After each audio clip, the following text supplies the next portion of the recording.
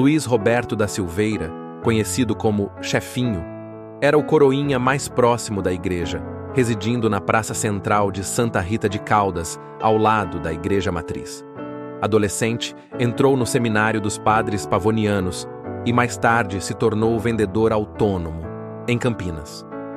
Numa tarde de domingo, em maio de 1999, depois de um bom almoço, ele abriu seu coração e foi falando sobre o padre Alderige. Uma vez, havia uma procissão do Santíssimo Sacramento. Eu, coroinha, vestido de minha batina preta e sobrepeliz branca, ia soando minha campainha e dando boas risadas com outro colega. O padre Alderige avisou duas vezes. Chefinho, fique quieto. Na terceira vez, já entrando na nave principal do santuário, de repente senti aquele pontapé que me levou ao chão, com campainha e tudo. Padre Alderige, mesmo sendo tão bom, tão santo, tão piedoso, muitas vezes era tomado de explosão de ira, mas depois se arrependia e pedia perdão. Muitas vezes também pegava no pé da mulherada. Tinha pavor de velhinha fofoqueira. Mas o seu forte era o ouvido.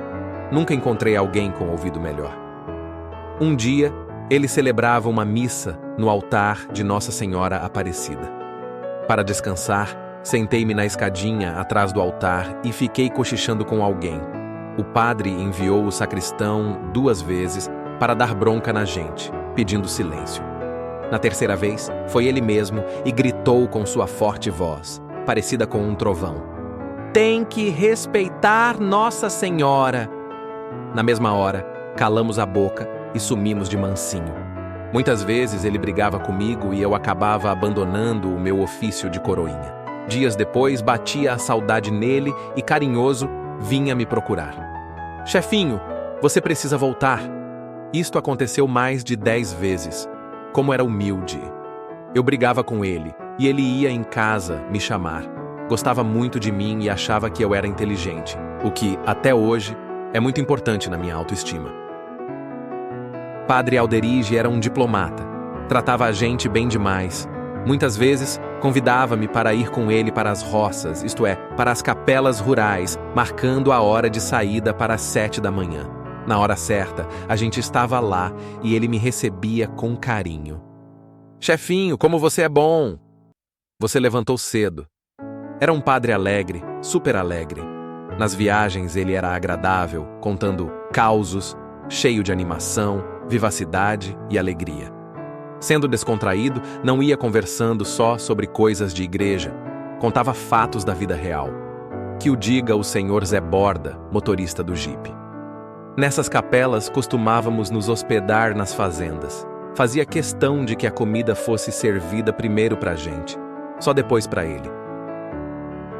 Gostava de comer bem. Seu guardanapo grande parecia mais com uma toalha, presa ao pescoço como se fosse babador. Comia com prazer, lambuzando-se todo com osso de porco ou de galinha. Gostava demais também de bolo. Dona Zélia fazia um bolo muito gostoso e ele se deliciava. Ele gostava muito de bezerro, acariciando-os e fazendo-lhes agrados. Mas se interessava mais era pelas pessoas. Se interessava muito se os fazendeiros estavam bem. Perguntava como tratavam os empregados. Antes das missas na zona rural, conversava com os fazendeiros por meia hora e queria saber como estavam tratando os seus empregados, se os meeiros estavam plantando e recebendo o que era justo. Procurava dar assistência social a todos os necessitados através dos donos das terras. Santa Rita nunca teve carnaval enquanto ele foi vivo, nem pobre. Conversando com os fazendeiros, já ia pedindo uma cabeça de gado para leilão, a fim de socorrer seus pobres com assistência médica e em suas compras nos armazéns. Tirava dos ricos para dar aos pobres. Ele vibrava demais, não querendo ver ninguém doente. Quando encontrava um, ele se emocionava. Obsessão dele era cuidar de pobre. Eu achava até exagerado porque havia gente que abusava. Era muito puro. Fazendeiro pilantrão, ganhava fama por ter sido bom com o padre Alderige. A sua batina tinha mais remendo que pano velho. João Lorena fez uma lista para angariar donativos, a fim de comprar uma batina nova. Juntou o dinheiro e foi levá-lo à casa paroquial, exatamente na hora em que eu, garoto, lá me encontrava. Emocionado, padre Alderige muito agradeceu. Só que assim que o jovem professor deixou a casa paroquial, entrou um pai de família, com mulher e 2 crianças, e logo foi falando: Padre, o Senhor é a salvação nossa. À consulta, o Senhor pediu ao doutor João Loures, e ele não cobrou nada. O médico deu a receita, e eu estou sem dinheiro para os remédios. A conta da farmácia já está cortada, pois eu estou devendo absurdo. A farmácia só me vende agora se eu pagar à vista. Padre Alderige escreveu um bilhete para o farmacêutico, pedindo-lhe que entregasse ao portador tudo o que ele precisasse. Tudo acertado, o dono da farmácia foi à casa paroquial para receber o pagamento. E lá se foi o dinheiro da batina. O velho vigário construiu um salão de festa, denominado de Cedinha, para a juventude. Quando à noite, o barulho aumentava muito, até a polícia veio perguntar ao idoso vigário se era para acabar com a farra. Ele dizia: Deixa, eles não estão me atrapalhando não. Ele gostava que os outros se divertissem. Ele mesmo não ia às festas. Gostava de lírios. Parecia criança, ficando em volta, admirando-os quando alguma arrumadeira de altar arrumava os vasos de flores. Era criança, mesmo com aquela idade. Mas ver criança sofrendo era morte para ele.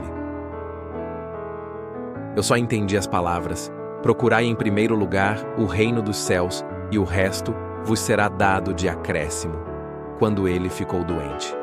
Velho doente é uma desgraça. Médicos famosos, entre eles o Dr. Zerbini, o primeiro da América Latina e do Brasil a realizar um transplante de coração, se prontificaram para cuidar dele. O próprio Dr. Zerbini lhe telefonou: Minha equipe está pronta para trabalhar pela sua cura. Tinha medo do diabo. Diabo existe e está tentando vocês. Vai levar vocês para o inferno se continuarem com essas atitudes. Aos casais, ele insistia: Se não melhorar no amor de um para com o outro, vocês irão para o inferno. Não tinha medo de repreender os que aproveitavam dos pobres. Esse pessoal rico que só espera o pobre ficar em situação difícil para comprar a casa dele mais barato, esse pessoal vai tudo para o inferno. Quanto a seus defeitos, o mais grave era a ingenuidade. Nos leilões roubavam e ele não via bolota nenhuma. Havia pobre vagabundo que também aproveitava dele. Mas também era teimoso. Fazia o que queria. Milagre? Milagre presenciei um. Era dia 22 de maio de 1955. Entrou uma mulher em cadeira de roda, mais de 15 anos. O padre a abençoou e mandou que se levantasse. Ela reagiu: Não posso, sou paralítica. Então, ele pediu a 2 homens que a ajudassem e ela saiu andando. Quando ele faleceu, era tanta gente no enterro dele que o caixão dele foi passando por cima da cabeça do povo, pois aquela massa de gente não conseguia se mexer. Guardo continuamente sua lembrança dentro de mim. Eu o vejo sempre sorrindo em minha direção. Quando estou com algum problema ou depressão, eu paro e o vejo sorrindo, e tudo passa. Rezo muitas vezes ao dia uma oração pedindo sua intercessão. E carrego, há mais de 40 anos, um santinho que recebi de suas mãos, com uma oração, a Santa Rita. Ele falava: Chefinho, com tanto amor que me comove. A gente sentia o amor que ele tinha por nós. Hoje eu entendo e sinto o amor de Deus Pai para comigo, como uma imagem do carinho que o padre Alderide tinha por mim, como o amor do meu pai e de minha mãe. Das coisas mais absurdas, eu me livro pensando no padre Alderige. Ah, os meus erros de criança. Quando ia me confessar, ele me reanimava dizendo: Todos nós somos humanos e erramos.